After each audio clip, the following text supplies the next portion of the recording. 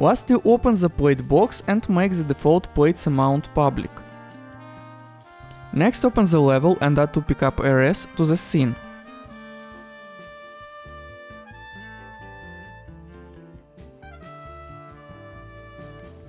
And another plate box with 0 as the default plates amount. To one of pickup areas, connect a plate box.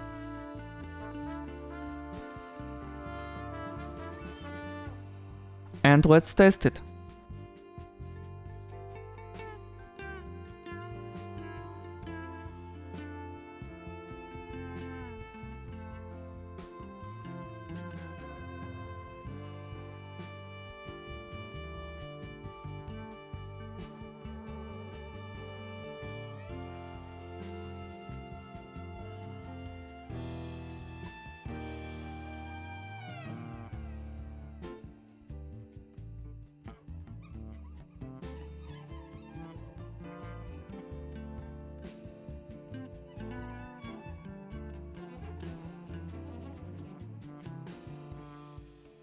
When we drop to an area without a plate box, it returns the plate to a random box.